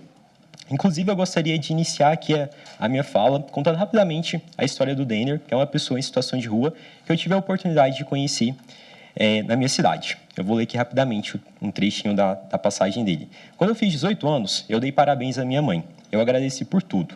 Ela é sábia, exigente com os filhos. Saí e fui para o Rio de Janeiro. Fiz 16 cursos. Tenho certificado de 12 profissões e a que eu mais amo é ser garçom. Eu varro o pátio da igreja todo dia. Uma senhora lá cedeu espaço para minha esposa e meus filhos por 7 dias. Eu pago esse espaço hoje para eles não ficarem e não voltarem para a rua. Já acordei na rua, no frio, desesperado, sem poder dar comida para eles, cara. Como homem é difícil, mas como pai... A história do Denner é a história de milhares de pessoas que vivem diariamente em situação de rua, silenciados, sem voz, sem documento, longe de qualquer dimensão do que se possa compreender por cidadania. Mesmo assim, essas pessoas permanecem lutando e com muitos sonhos. Além das questões que já foram expostas até aqui, especialmente sobre a moradia e alimentação, que são da mais alta e elevada importância, precisamos destacar também a necessidade do desenvolvimento de políticas públicas que promovam a humanização do olhar, não só do poder público, mas na sociedade. Nós precisamos de políticas públicas em direitos humanos. Citando Boaventura de Souza Santos, nós vivemos em um Estado democrático, mas convivemos, paradoxalmente, em uma realidade socialmente fascista, ou seja, que violenta e exclui aqueles que parecem diferentes. Nesse contexto, nós temos a manifestação do racismo estrutural e das questões de classe e gênero. Além do grave problema da criminalização da pobreza, temos também a sua própria negação por parte de autoridades públicas responsáveis diretamente pela formulação de políticas públicas. Inclusive, recentemente, o presidente da República afirmou que hoje, quando você vai numa padaria, não há ninguém lá na porta pedindo ajuda. que não existe isso no Brasil, porque basta você acessar o Auxílio Brasil. Mesmo com prefeituras, estados e União falando que estão tomando ações, implementando políticas públicas, o que nós vemos diariamente é totalmente o oposto. Em minha pesquisa de mestrado, senhor ministro, eu analisei 3 ações civis públicas propostas pela DPE GO na pandemia e o que eu pude observar foi uma total negligência do município de Goiânia em proteger os direitos da população em situação de rua nesse período tão grave. Só a título exemplificativo de uma dessas ações, a Prefeitura de Goiânia criou uma política de transferência de renda municipal na pandemia para atender pessoas em situação de vulnerabilidade. Porém, essas pessoas deveriam, no ato do cadastro, apresentar um comprovante de IPTU, o que é totalmente incongruente com quem vive nas ruas. A DPE tentou administrativamente quebrar esse requisito e não teve sucesso. Foi ajuizada, então, a ação civil pública e o resultado foi o mesmo. Em síntese, foi negada uma política pública para a população em situação de rua por conta de um comprovante de IPTU. Vossa Excelência, não parece ser de interesse dos entes políticos, do Executivo e do Legislativo, reservar montantes relevantes do orçamento para o enfrentamento dessa questão tão grave, uma vez que a população em situação de rua não comparece às urnas, ela não dá voto. Essa realidade não é exclusiva apenas da minha cidade, pelos relatos de todos aqui presentes e pelos dados e inúmeras pesquisas que nós temos. Vossa Excelência ontem comentou acerca da importância da promoção de cursos de capacitação. Eu gostaria de destacar o quão importante isso é, não só dentro do judiciário e das instituições. É necessário que os entes desenvolvam políticas em direitos humanos, especialmente para o rompimento do racismo, da porofobia, do extermínio da população em situação de rua. É importante que essas capacitações, formações sejam contínuas e empíricas, mão na massa. De nada adianta uma formação teórica não continuada, sendo que somos seres biosociais. É preciso que essas formações e políticas públicas estimulem o surgimento de comportamentos fraternos, solidários, que visem o respeito e o reconhecimento do outro, tanto em espaços formais, bem como em outros espaços para além dos muros institucionais. Precisamos romper com essa cultura autoritária e negacionista, não só da ciência, mas dos valores democráticos. Defender os direitos humanos e promovê-los, erradicar a pobreza e a marginalização não é uma pauta de A ou B, mas é um dos objetivos da República Federativa do Brasil e está no nosso artigo 3º da Constituição. Não há dúvidas, Vossa Excelência, por todo o exposto da necessidade do reconhecimento do estado de coisas inconstitucional concernentes a condições desumanas da vida da população em situação de rua, por omissões do Executivo e do Legislativo. E antes de encerrar minha fala, eu gostaria de, no final dessa audiência pública, entregar essa obra que eu organizei, que inclusive foi citada como uma bibliografia relevante por uma recente publicação do STF, da obra sobre os direitos da população em situação de rua, onde em um dos capítulos eu discuto os direitos da população em situação de rua. Então, no final da audiência pública, eu gostaria de entregar presencialmente ao senhor. E com isso, eu agradeço, muito obrigado, Excelência, pela participação e pela organização. Eu parabenizo por esse momento aqui que é histórico. Muito obrigado. Agradeço ao doutor Gustavo de Assis Souza. Para encerrar esse primeiro bloco de hoje, que é o grupo 4 da audiência pública, eu convido a doutora Catarina Mendes Valente Ramos, pesquisadora do Centro de Estudos da Constituição, em parceria com o Núcleo de Estudos em Sistemas de Direitos Humanos da Universidade Federal do Paraná.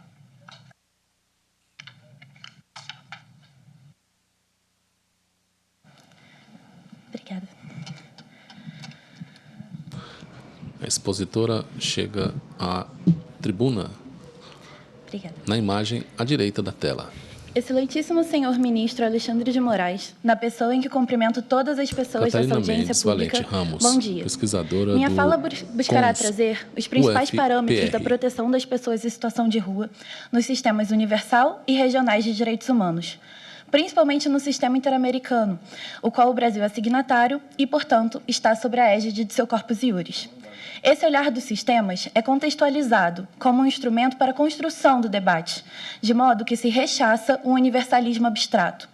Assim, ressalta-se a importância dessa audiência pública e de escutar a população em situação de rua, um grupo em extrema vulnerabilidade, mas ao mesmo tempo plural e heterogêneo, para que eles preencham de sentido essas normativas. Esta honorável corte é guardiã da Constituição em suas obrigações de direitos humanos, bem como daquelas instituídas por tratados internacionais, principalmente pelo controle de convencionalidade, conforme o artigo 5º, parágrafo 3º da Constituição. No Sistema ONU, o artigo 25.1 da Declaração Universal de Direitos Humanos e o Pacto Internacional sobre Direitos Econômicos, Sociais e Culturais reconhecem o direito à moradia adequada como um componente do direito a um padrão de vida adequado. O comentário 4 do Comitê DESC define moradia adequada como aquela que goza de segurança de posse contra os despejos forçados, disponibilidade de serviços e infraestrutura, economicidade, habitabilidade, garantia de segurança física e estrutural, acessibilidade, dentre outros. A moradia é uma questão complexa, de abordagem multissetorial e integrada, transversal às políticas fiscal, econômica, laboral, habitacional, de saúde, proteção social, desenvolvimento urbano e superação de estereótipos. Ainda que o Brasil não seja signatário do Sistema Africano de Direitos Humanos e dos Povos, importante, dentro de uma perspectiva dialógica, citar a opinião consultiva 1 de 2018, na qual a Corte Africana entendeu que as leis conhecidas como de vadiagem, que criminalizam a condição de pobreza ou de rua, são incompatíveis com os artigos não discriminação, liberdade, dignidade, presunção de inocência, livre circulação e proteção da família, da Carta Africana de Direitos Humanos e dos Povos. Por fim, quanto ao Sistema Interamericano de Direitos Humanos, a Comissão Interamericana afirmou que o direito à moradia não deve ser interpretado num sentido restrito que o equipare somente a ter um teto sobre sua cabeça ou como uma mercadoria, mas que abarque o direito a viver em um lugar com segurança, paz e dignidade, infraestrutura básica adequada, tudo isso a um custo razoável. Em nosso país, a CID já constatou uma longa ausência de políticas públicas eficazes e interseccionais no tema, sendo necessária a manutenção e a ampliação de políticas de habitação. Considerando o agravamento das vulnerabilidades com a pandemia, na declaração da Comissão Interamericana sobre Covid, é mencionado que os direitos DESCA devem ser garantidos sem discriminação a todas as pessoas e, em particular, àqueles grupos vulneráveis desproporcionalmente afetados, como as pessoas em situação de rua ou de pobreza. Também o acesso à informação verdadeira e à internet são essenciais, o que traz questões muito relevantes acerca da discriminação digital.